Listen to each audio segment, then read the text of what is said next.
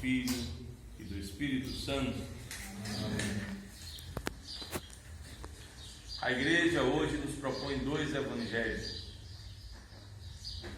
Um é o evangelho do domingo da exaltação da cruz de Cristo.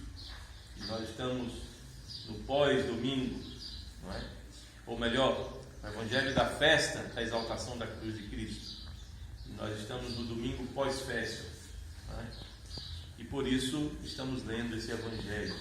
O evangelho que diz que nós precisamos tomar a cruz de Cristo.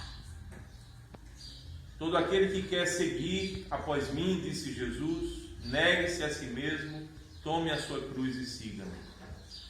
E eu me lembro dessas palavras porque quando a gente chega na igreja, a gente vem numa aceleração só. Nós corríamos atrás de muitas coisas. Inclusive, alguns de nós corríamos muito atrás de outras doutrinas e procurávamos aprender e até vivenciar tudo aquilo que aprendíamos em outros grupos. Outras pessoas chegam na igreja numa aceleração enorme porque estavam se envolvendo com suas paixões, seus desejos impróprios e chegam em uma aceleração enorme. E a igreja ortodoxa, por meio da sua santa liturgia, ela não impõe nada a ninguém, mas faz com que todos que aqui se achegam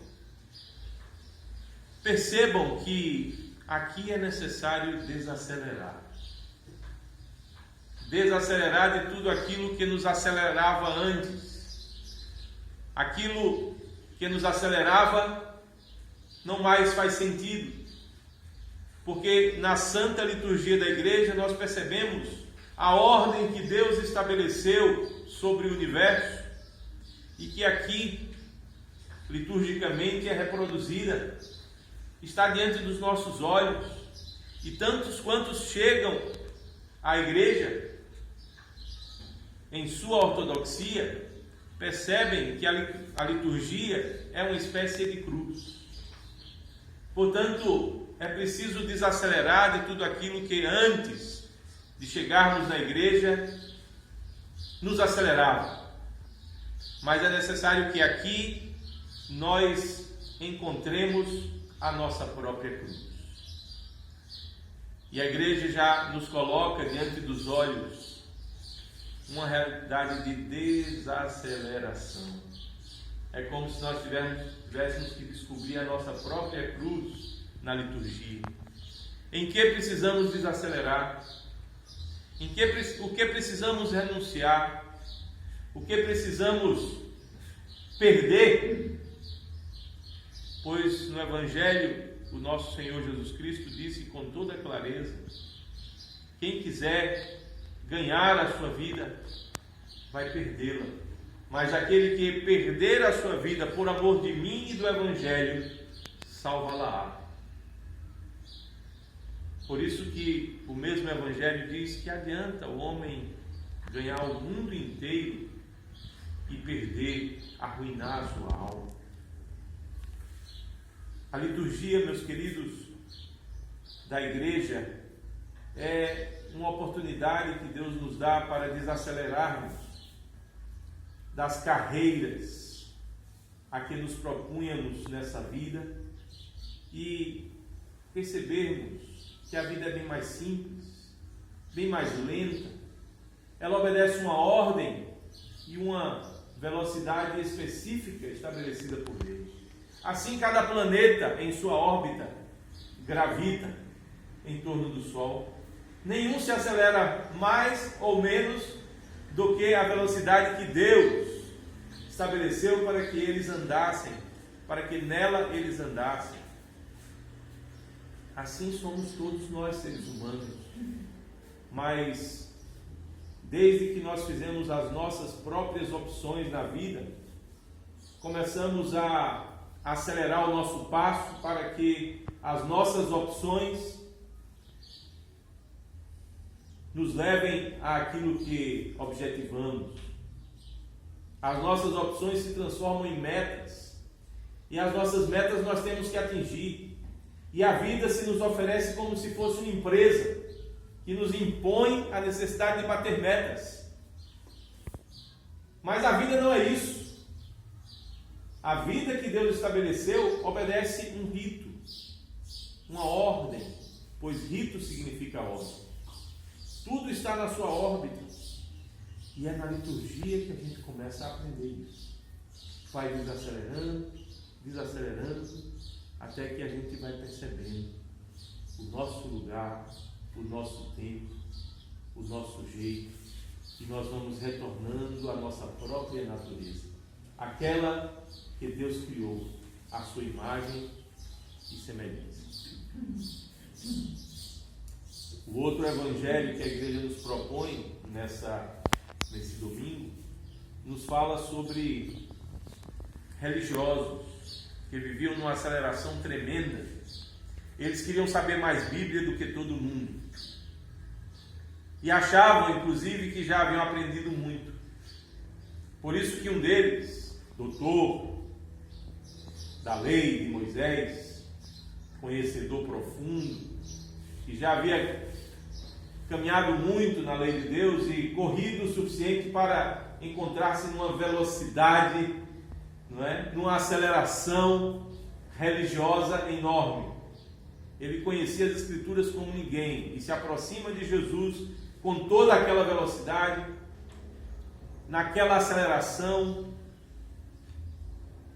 que os preceitos de sua religião lhe permitiam. E então pergunta a Jesus sobre as Escrituras.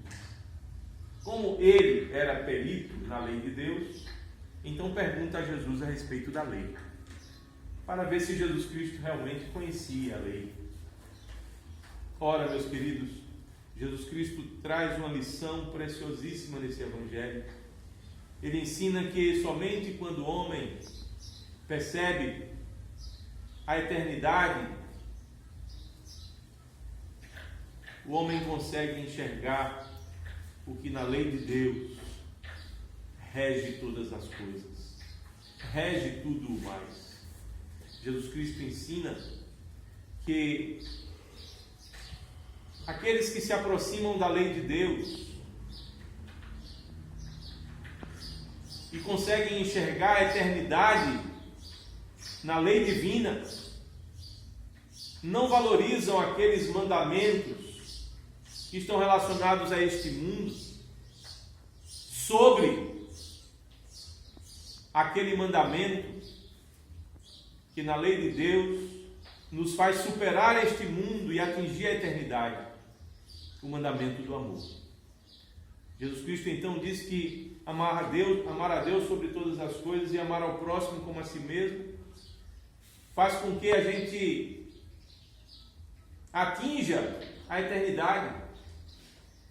Ele mostra que quando se olha a lei de Deus com esse olhar, todos os outros mandamentos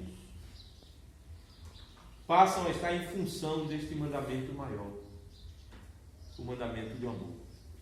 Então não adianta a gente apenas obedecer um mandamento relacionado a esta vida, se na verdade não fazemos por amor.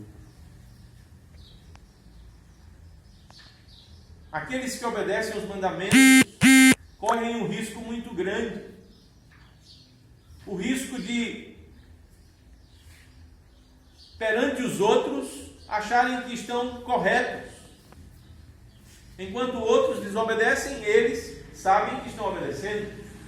E eles podem se ensoberbecer. Eles podem se vangloriar. Eles podem achar que são melhores do que os outros que desobedecem. Mas quando nós obedecemos os mandamentos sob o guarda-chuva do amor a Deus e ao próximo, nós não corremos esse risco. Foi isso que Jesus Cristo queria dizer. Os mandamentos de Deus têm a ver com o dia a dia, com o cotidiano, com a vida. Mas de nada adianta obedecermos os mandamentos de Deus com relação às coisas desta vida, se não os obedecermos no amor a Deus e no amor ao próximo, que nos conecta à vida verdadeira, à vida eterna. Jesus Cristo então dá uma lição para aquele conhecedor de Bíblia enorme. E aquele homem começa a desacelerar. Ele pensava que conhecia muito a lei porque conhecia de cor cada parte dela. Ele pensava que conhecia muito a lei porque a estudava sistematicamente, cotidianamente. Mas Jesus Cristo mostra que mesmo a pessoa mais simples, que nem ler direito sabe, mas que aprende o mandamento do amor, ela está em comunhão com a eternidade. A eternidade que Deus pôs no coração do homem. E então de todo o coração, de toda a sua alma e de todas as suas forças, ele passa a amar a Deus, amar ao próximo. Porque a eternidade que Deus pôs no coração dele lhe faz enxergar que somente no amor é possível obedecer à lei, sem julgar ninguém, sem condenar ninguém, sem se julgar melhor do que ninguém. E aquele homem, de fato, deve ter recebido uma desaceleração muito grande da parte de Jesus. É então que Jesus Cristo agora lhe faz uma pergunta a respeito do Messias. Quando o Messias vier, não é? Vocês dizem o que a respeito dele? E nesse texto que aqueles conhecedores da lei falam que o Messias é filho de Davi. Será filho de Davi, descendência de Davi, descendente de Davi. Novamente eles estavam lidando com a palavra de Deus que prometia um Messias que haveria de salvar o mundo, mas a palavra de Deus como relacionada a alguma coisa deste mundo, a descendência de um povo, como se a palavra de Deus estivesse quase que submetida a uma raça, a uma realidade deste mundo, a uma nação, a uma cultura. E então Jesus Cristo pergunta: por que então que no Espírito Santo, movido pelo Espírito, dando vazão à eternidade que estava em seu coração, o próprio Davi disse a respeito do Messias que haveria de salvar o mundo, que ele era o seu Senhor? Ora, se o próprio Davi lhe chama de Senhor, como dizeis que ele é filho de Davi? Ora, Jesus Cristo não estava negando que o Messias, que era ele próprio, o Cristo, o Messias de Deus, fosse filho de Davi, pois de fato a sua mãe e o seu pai eram da tribo de Judá e, portanto, filhos descendentes de Davi. O que Jesus Cristo estava mostrando é que o Messias foi reconhecido pelo seu próprio pai, Davi, ou pelo seu ancestral, Davi, como Senhor da vida dele. Era preciso que aqueles homens que tanto Bíblia conheciam percebessem que a palavra de Deus está relacionada não apenas às coisas dessa vida, e a palavra de Deus a respeito do Messias estava relacionada não apenas a uma descendência, a uma raça, a um povo, a uma cultura. Era preciso que eles percebessem que a palavra de Deus a respeito do Messias estava relacionada ao senhorio que Deus sempre quis exercer sobre o mundo e sobre os homens e sobre os corações, e que somente quando os homens amam a Deus e amam ao próximo, eles estão se submetendo a este senhorio. O senhorio do Messias, portanto, o domínio de Deus, de Cristo, Jesus sobre as nossas vidas, isso é o que precisava ser aprendido por aqueles homens que aparentemente tanta Bíblia conheciam. E assim Jesus vai desacelerando os nossos corações, sabe, queridos? A gente às vezes pensa que sabe tanto, a gente às vezes pensa que está no caminho certo, mas ao nos depararmos com a liturgia da igreja, a gente começa a perceber que não há razão de estarmos acelerando o carro da nossa vida lá fora. É preciso que aqui dentro a gente vá desacelerando, abrindo mão dos nossos conceitos, de tudo que sabemos, de tudo que conhecemos, de tudo que achamos ou deixamos de achar, e cada vez mais aprendendo que o caminho da cruz é o caminho da renúncia, é o caminho que nos faz perder. Não perder para ganhar, mas nos faz perder por amor. Por isso o Evangelho diz: aquele que perder a sua vida por amor de mim e do Evangelho, salva-la. Então não é perder alguma coisa, perder a vida aqui neste mundo para ganhar a outra vida. Não se trata de negócio nem de barganha. Se trata de uma vida de amor a Deus, verdadeiro, desinteressado, desinteresseiro. Que a gente não vem para a igreja para receber alguma coisa. A gente não faz alguma coisa pela igreja para poder ganhar de Deus alguma coisa. A gente faz tudo apenas porque a gente ama a Deus lá no fundo do nosso coração. Pois Deus colocou a eternidade no nosso coração e é possível enxergar as realidades de Deus não com os olhos desse mundo, não com os interesses que nós temos, as conquistas que nós almejamos.